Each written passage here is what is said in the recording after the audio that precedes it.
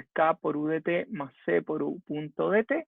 Y por lo tanto ahora tengo que derivar, y sabemos que la derivada del seno es el coseno, y por lo tanto nos queda K por la solución, esto es U de t, y en este lado nos queda omega barra, porque estamos con la derivada, y este es U punto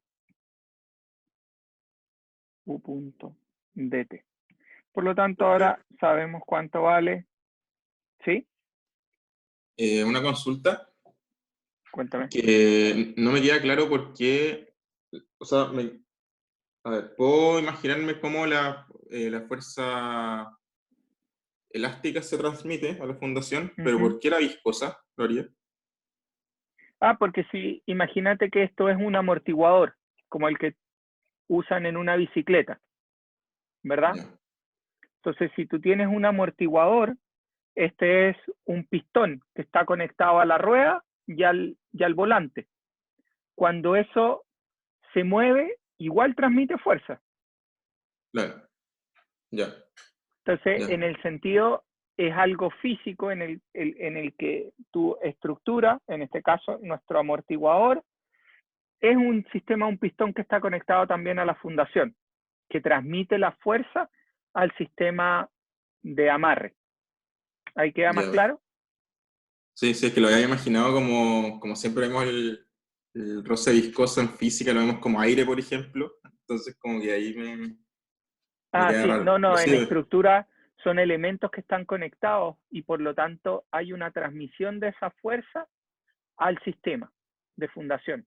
Puede ser que tú transmitas esto, típicamente nosotros tenemos amortiguamiento más que en una forma vertical, es en forma horizontal cuando tenemos elementos conectados como tabiquería dentro de la estructura y nosotros asignamos que esa tabiquería tiene una cierta disipación lineal viscosa, ¿verdad? Entonces lo que tú estás haciendo es cuando la estructura se mueve horizontalmente, ¿verdad? La tabiquería empieza a trabajar y empieza a disipar energía y como la tabiquería igual está conectada a la losa, tú tienes una transmisión de esfuerzo, ¿ya? Que no pasan por los muros, sino pasa directamente por la tabiquería, llega a la losa y de ahí empieza a bajar por el resto de las componentes. Igual tienes ese efecto transmitido dentro de la estructura. ¿Ahí queda más claro? sí, sí, muchas gracias. Perfecto. Entonces, lo que nosotros tenemos es una fuerza transmitida a nuestro sistema y por lo tanto nosotros queremos saber ahora cómo podemos trabajar con esto. Nosotros sabemos que cuando tenemos un seno y un coseno que tienen el mismo argumento, nosotros podemos reescribir esto simplemente como una amplitud por un seno nuevamente de este alfa, que sería el argumento, menos otro desfase dado.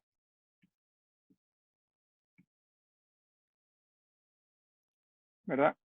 Entonces, nosotros podemos hacer en este caso, nuestro alfa está dado por omega barra de t menos phi, y por lo tanto, nuestra amplitud está dada simplemente por la componente a cuadrado más b cuadrado, ¿verdad? Y la tangente es la tangente inversa de b partido por a, es lo que nos da el valor de nuestro desfase.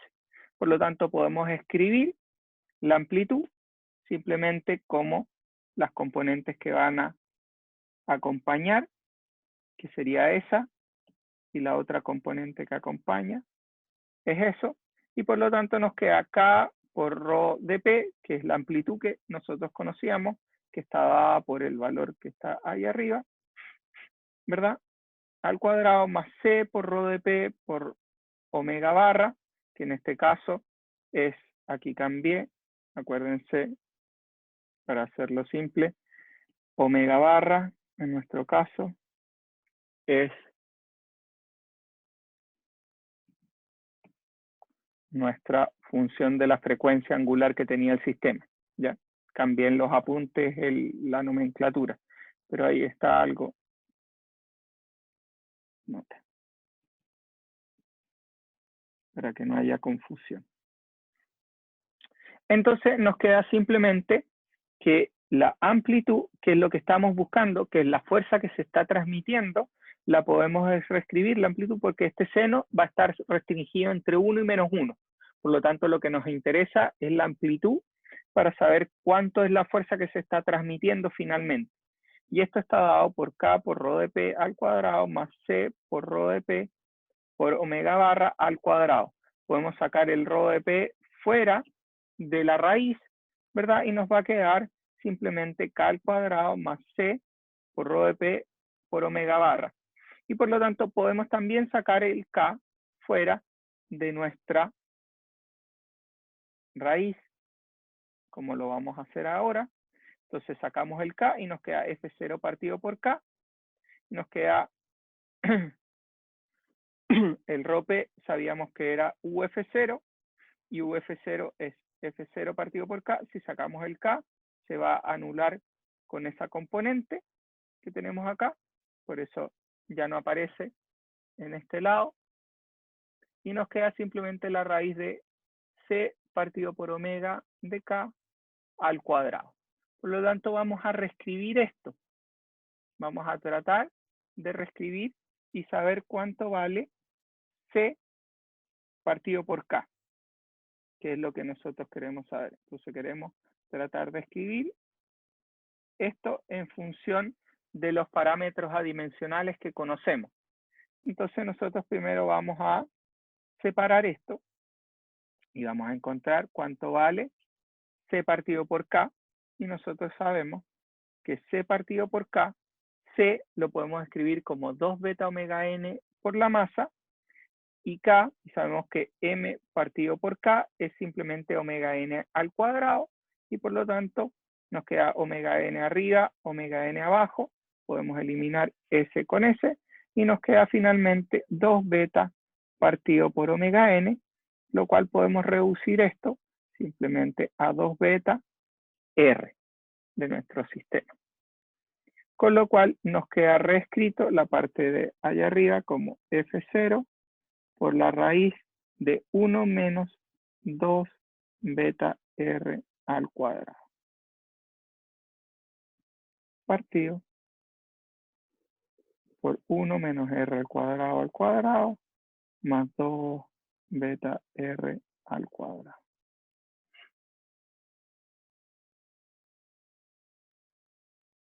Entonces finalmente me queda el factor de transmisibilidad, que va a ser lo que esté multiplicando a la fuerza F0.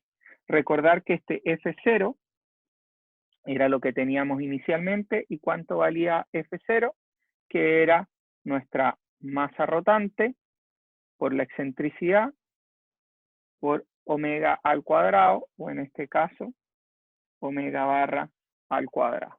¿Se acuerdan que teníamos acá arriba cuando empezamos la clase?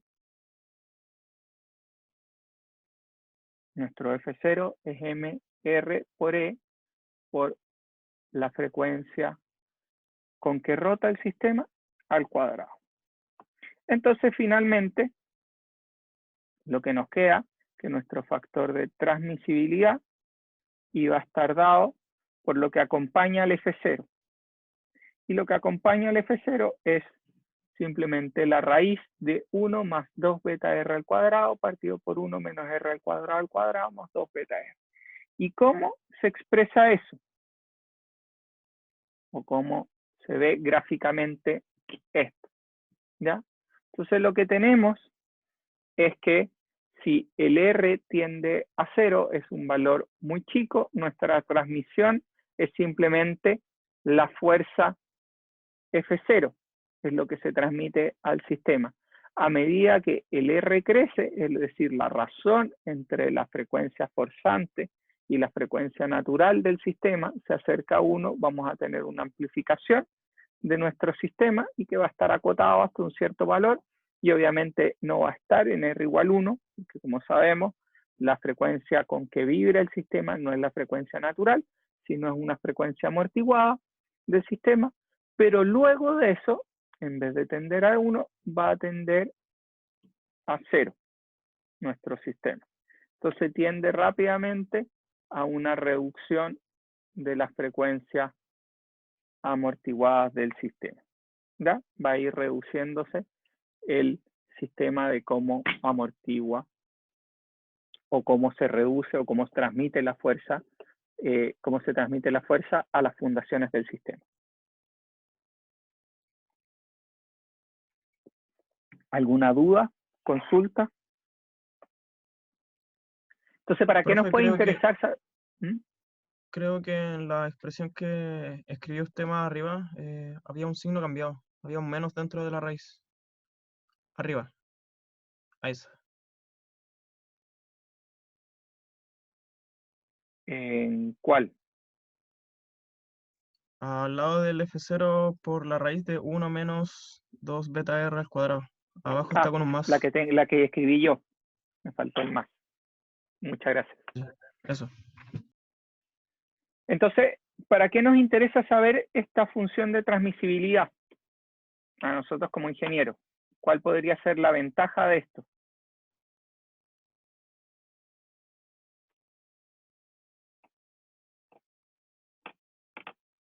Cuando estemos diseñando esa estructura que va a albergar nuestro componente rotante o nuestra maquinaria que va a estar sobre nuestra estructura. ¿Por qué nos interesaría saber la frecuencia natural con que va a girar esa maquinaria?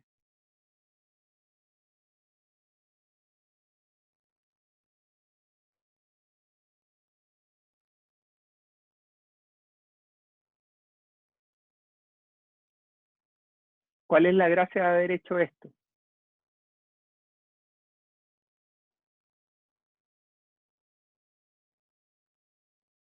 ¿Alguien me podría indicar?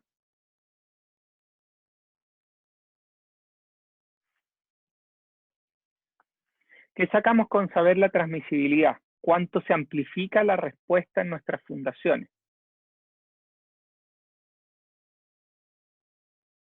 ¿Nos permite ver la solicitación que tendrá la fundación? Exactamente, nos permite ver cómo va a estar sometiéndose la tensión del suelo, principalmente, para poder ver el diseño de esta, ver cuáles van a ser los esfuerzos en las fundaciones, cuántas veces se amplifica, ¿verdad? Y lo otro es tratar de diseñar nuestra estructura de forma tal de tratar de ir hacia un lado, en este caso, nos gustaría ir hacia este lado, en el cual lo que yo tengo es la transmisibilidad de la respuesta en partes más bajas, ¿ya? Pero tenemos que tener cuidado. Si nos acordamos, tenemos dos cosas que jugar. Uno es trabajo con las fuerzas que estoy transmitiendo a mis fundaciones, pero también tengo que ver cuál es el desplazamiento que va a tener mi estructura. ¿Y esto por qué es importante? Porque depende de cómo va a ser este desplazamiento que va a sufrir mi estructura, ¿verdad? Me va a definir cuál es la serviciabilidad que tiene la estructura. Entonces tengo que balancear dos cosas. Tengo que balancear cómo hago para reducir de la mejor forma los esfuerzos en mis fundaciones, pero también sin perder de vista cuál es el desplazamiento máximo al cual va a estar sometida la estructura. Pues si yo dejo que la estructura vibre mucho, va a poder generar problemas por serviciabilidad. Es decir, imagínense que la maquinaria es sensible a ciertos movimientos o a ciertos desplazamientos máximos.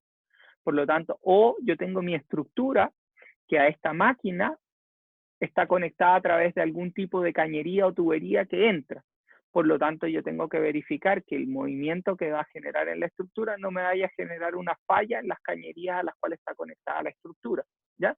Entonces, siempre cuando uno ve esto, lo que nos permite es, tenemos que hacer un trade-off, es decir, hasta cuánta fuerza yo permito que entre y hasta qué nivel de deformaciones yo permito aceptar. Ejemplo, yo podría ver esto en función de un mecánico, en vez de en función de un estructural, que nosotros estamos viendo la estructura. Pero yo podría hacer esto mismo, y que lo hacen, si yo veo esto en función de un auto. Imagínense un auto que va pasando por una zona muy rugosa.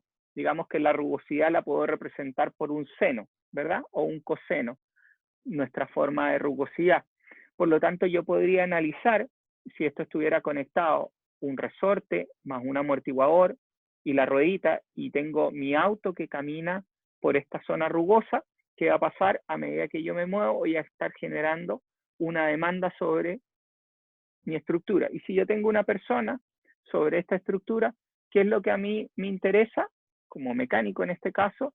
Es que la persona que va arriba del auto sienta lo menos posible el paso por esta zona rugosa, ¿verdad? Por lo tanto, en este caso, lo que yo voy a ver, más que la transmisibilidad, porque de alguna forma voy a tener que verificar que mi estructura sea capaz de obtener todo ese esfuerzo, lo que a mí me va a interesar es la función de amplificación, pero en el desplazamiento, para saber cuál es el máximo desplazamiento que yo permito absorber de forma tal que las personas que van dentro del auto no sientan ese desplazamiento, ¿ya? Entonces depende de lo que yo esté buscando, es cuáles esfuerzos yo voy a ver. Entonces la gracia de ver el factor de amplificación dinámico para nuestra respuesta y verlo en la función permanente es que lo que nosotros queremos hacer es que nuestra estructura esté en el permanente, es decir, en el formato en el que va a estar trabajando continuamente, que la estructura esté vibrando con un límite de deformaciones tal que no me genere problemas a la estructura y a la serviciabilidad. Y lo otro, que los esfuerzos que yo transmita a las fundaciones tampoco sean muy altos. ¿Y por qué es el problema de transmitir a las fundaciones esfuerzos muy altos? Ejemplo, si yo dijera, yo no tengo muy restringido mi desplazamiento y por lo tanto voy a permitir que pase mucha fuerza hacia abajo en mi sistema. ¿Cuál es el problema de esto? Es que lo que yo voy a tener es que este desplazamiento o este esfuerzo, si es muy grande, lo que va a generar son esfuerzos sobre el suelo, ¿verdad? Entonces van a generar vibraciones en el suelo. Y si yo tengo estructuras alrededor de esta estructura que tiene el elemento o el motor que está girando, ¿qué me va a producir? Me va a producir vibraciones que van a perturbar las estructuras que están aledañas. Y ha pasado, maquinarias muy grandes generan vibraciones tales que empiezan a perturbar la serviciabilidad del resto de las estructuras que están al lado. Por lo tanto, siempre tengo que tener pendiente de cómo está conectada mi estructura, a cuáles son los elementos que están al lado, cómo va a ser el esfuerzo que yo voy a estar transmitiendo de mi estructura a otra. Y el otro punto es, que es importante, es cómo yo enciendo la maquinaria, ¿verdad? Porque obviamente cuando yo encienda esta maquinaria, la maquinaria no empieza inmediatamente a girar con las revoluciones que yo quiero o a la frecuencia angular que yo quiero. Ella tiene que ir acelerando, ¿verdad? Aumentando la velocidad hasta llegar al punto en el cual va a estar trabajando constantemente. Y por lo tanto, ¿qué es lo que uno tiende a hacer con estas maquinarias? O lo que uno pide es que la maquinaria se vaya encendiendo lentamente, ¿ya? Para que vaya generando no una gran demanda inmediatamente, sino que permita a la estructura pasar por las distintas frecuencias, que en esta podría pasar en algún caso cerca a la frecuencia natural del sistema, pero de forma tal que no genere un impacto tan grande sobre esta, ¿ya? Y que no genere un golpe muy grande sobre la estructura. ¿Alguna duda o consulta hasta ahora?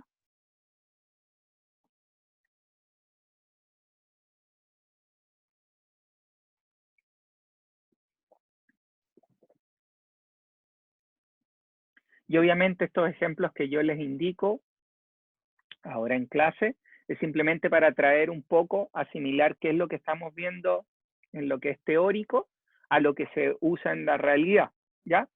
Y lo otro es que muchas veces uno no va a tender a modelar en el tiempo la respuesta. Y lo que uno quiere, como nosotros hemos visto, nosotros en ingeniería, nosotros siempre nos estamos interesados más en cuáles son los desplazamientos máximos, cuáles son los esfuerzos máximos, para diseñar para eso a nuestra estructura. Y lo otro que tenemos que tener cuidado, si metemos muchas tensiones, es cuál es la capacidad cíclica de nuestras componentes, ¿ya? Porque nuestras componentes van a sufrir fatiga.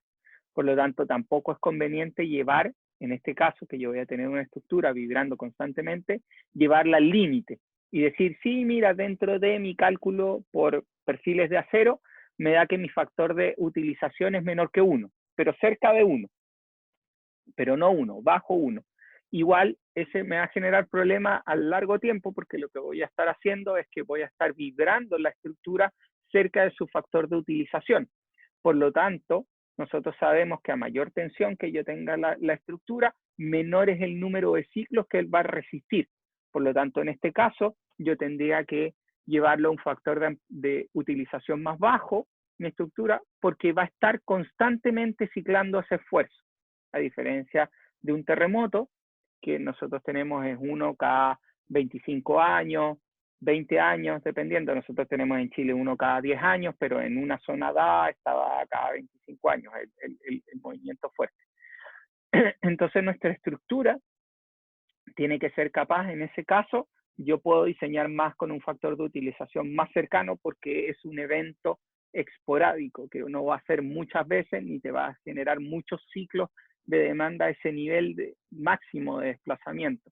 En cambio, en este caso, que yo tengo una maquinaria que va a estar funcionando diariamente por mucho tiempo, yo sí tengo que llevar a que las demandas o tensiones a las cuales están diseñadas mi estructura sean mucho más bajas para ese ciclado constante de carga, de forma tal que el factor de utilización sea bajo, por lo tanto el número de ciclos a falla sea muy, muy alto, ¿ya?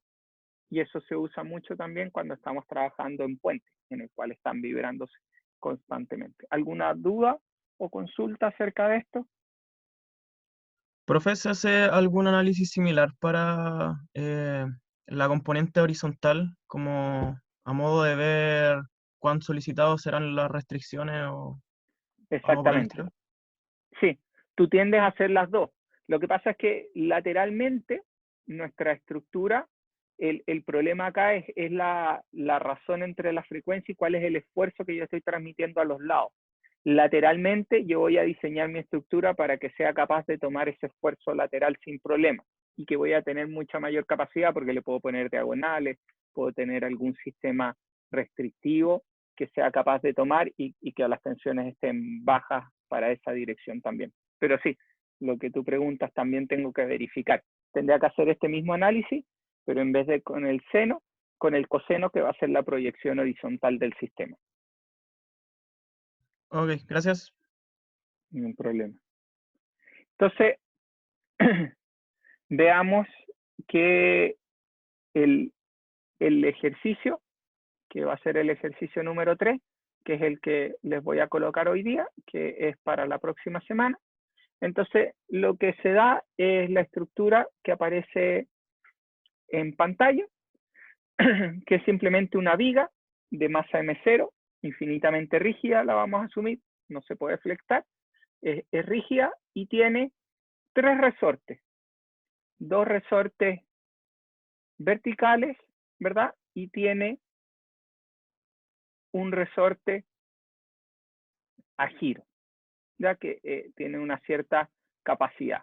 Adicionalmente a eso, lo que yo tengo es una plancha que está conectada a mi estructura y lo que yo tengo acá es que esta estructura de viga está conectada a una maquinaria que vibra. Y esta maquinaria vibra, no es fuerza lo que estoy transmitiendo, sino lo que me está indicando acá es cómo se está desplazando esta componente en el tiempo, ¿ya? ¿Y cómo se está desplazando esa componente? Es I de 0 por coseno de omega barra de t.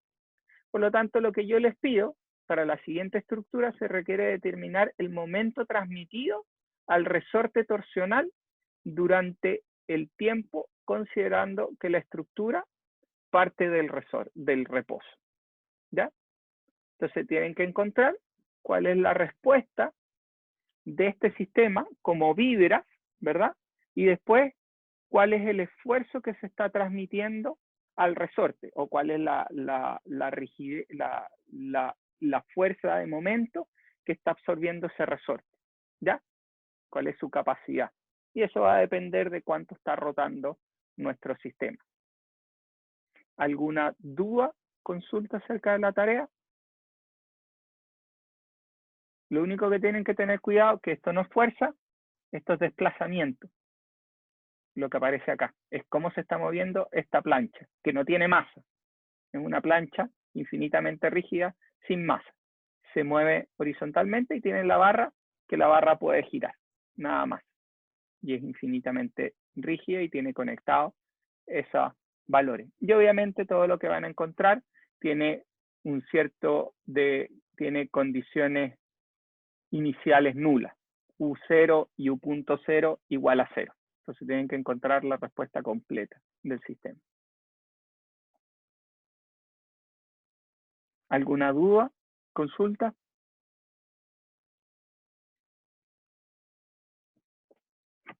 Por una consulta, o sea, lo tenemos que determinar al resorte torsional, pero lógicamente incluyendo su K, ¿no? Que está forma parte de datos del problema. Sí, exactamente.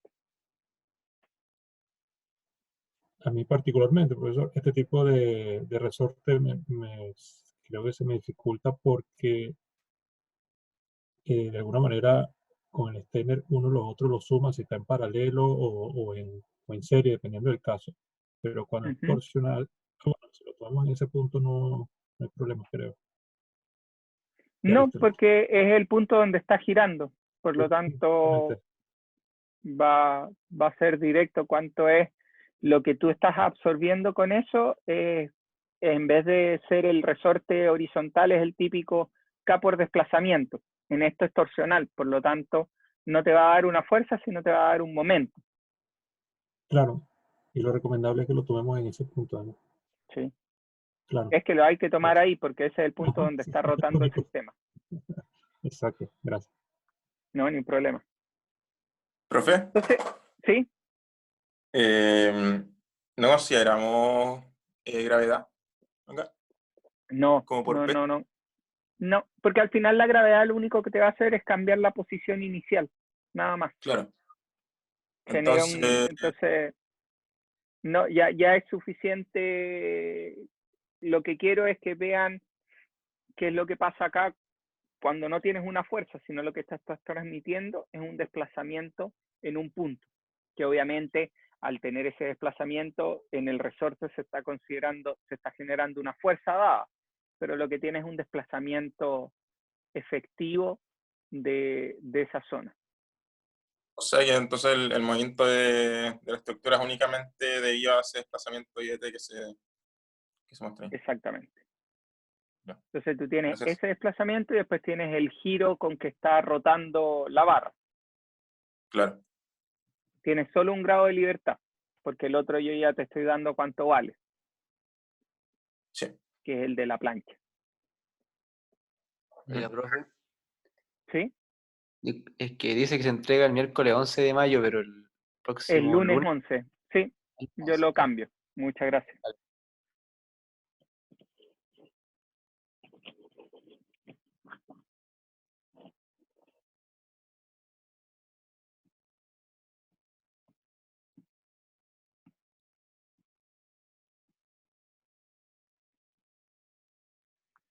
¿Alguna otra duda? ¿Consulta? Entonces, ¿qué es lo que vamos a empezar a ver en la próxima clase? Vamos a empezar a ver la respuesta de un sistema de un grado de libertad, pero ante cargas periódicas. Entonces nosotros vimos dentro de las cargas periódicas, la carga periódica más simple, que es la armónica, ya que está dada por un seno, un coseno. En una carga periódica es simplemente una carga que se repite constantemente en el tiempo en un cierto lapsus de tiempo o en un cierto intervalo, ¿ya? Que es periódicamente, entonces vamos a tener un tiempo o un intervalo donde tenemos una señal dada que no tiene que ser perfectamente una señal sinusoidal, puede ser cualquier tipo de señal periódica. Ejemplo, podría ser una señal periódica, una señal triangular, en el cual lo único que importa es que esta señal se repita, o una señal cuadrada. Tengo los esfuerzos definidos en esa forma. O podría ser incluso más compleja, podría tener una señal rara, ¿verdad? Pero que esta señal se repita de nuevo en el tiempo de la misma forma, ¿ya? Si lo único que importa es que el lapsus de tiempo en el cual se genera una señal y otra este t y este t, sean iguales y la forma sea igual. Y puede ser simétrica o puede ser antisimétrica, dependiendo de cómo estemos analizando eso con respecto a 0. ¿Ya? Entonces, cuando uno tenía cargas periódicas o tiene valores o señales periódicas, ¿verdad? ¿Qué solución matemática podemos ocupar para esto? Si yo quiero representar eso a través de senos y cosenos, ¿se acuerdan? ¿Cómo se llamaban ese tipo de series infinitas? Que ustedes ¿Series de tienen que Fourier, haber o no? visto. Exactamente, series de Fourier. Entonces, cuando uno tiene una señal que es periódica en el tiempo, uno puede representar esta señal como una combinación de senos y cosenos, ¿ya? Infinita en el tiempo. Y esto lo que hacíamos era con lo que se llamaba series de Fourier. Entonces, lo que nosotros tenemos que encontrar cuando tenemos la señal es simplemente encontrar cuáles son los parámetros A y AN o BN de los que van a acompañar las frecuencias naturales del sistema, de la serie de Fourier, que me permiten a través de una sumatoria de senos y cosenos poder representar esta señal periódica en el tiempo, de esta forma cuadrada o de esta forma. Y obviamente una vez que yo ya tengo definido mi señal de senos y cosenos, ¿qué yo podría hacer para resolver si ese fuera mi forzante? Porque esto es la forzante que está siendo sometida a la estructura, ¿verdad? No siempre vamos a tener la estructura sometida bien bonita a cargas senos o cosenos. A veces vamos a tener cargas que van a ser medio variables, pero periódicas en el tiempo. No van a ser muy definidas por únicamente un seno o un coseno, sino van a ser una combinación. Por lo tanto, yo voy a poder representarlo a través de una serie infinita de Fourier. Y una vez que yo ya represento esto con una serie de Fourier que van a ser senos y cosenos, ¿qué yo podría hacer? Entonces, si yo tengo mi señal, ¿verdad? Y puedo representar ahora mi esfuerzo, como aparece acá. Vamos a ver esto con más calma en la próxima clase. Yo voy a tener una serie de puros senos y cosenos, ¿verdad? Entonces, una vez que yo ya tengo mis fuerzas transmitidas de seno y coseno, ¿qué puedo hacer o qué respuesta podría ocupar para encontrar la respuesta de mi oscilador de un grado de libertad sometido ante este esfuerzo? Es decir, si yo ahora tengo un oscilador con amortiguamiento o sin amortiguamiento, indistinto,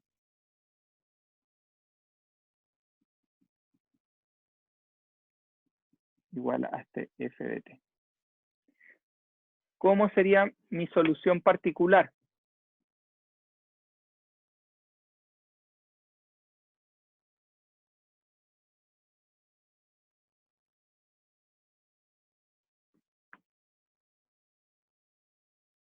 Nosotros sabemos cuál respuesta, sabemos las del seno y las de coseno, ¿verdad? Por lo tanto, yo podría formar mi solución particular a través de una combinación de las respuestas particulares para seno y para coseno y después combinarlas en una serie infinita, ¿ya? Entonces eso es lo que vamos a ver en la próxima clase. ¿Alguna duda? ¿Consulta? Hoy día les voy a subir los apuntes que vimos con las anotaciones que faltaban y también les voy a subir la tarea para que puedan ir trabajando en esto. ¿Alguna duda? ¿Consulta? Profe, una consulta chica, como tenemos ejercicio y el jueves va a haber auxiliar. Debería haber auxiliar. Ya. La Perfecto. auxiliar Marion debería definir, pero me había dicho que iba a tener auxiliar. Ah, esta ya, semana. perfecto. Ya, listo. Muchas gracias. Ni un problema, ¿no? Ni un problema. ¿Alguna duda? ¿Consulta adicional?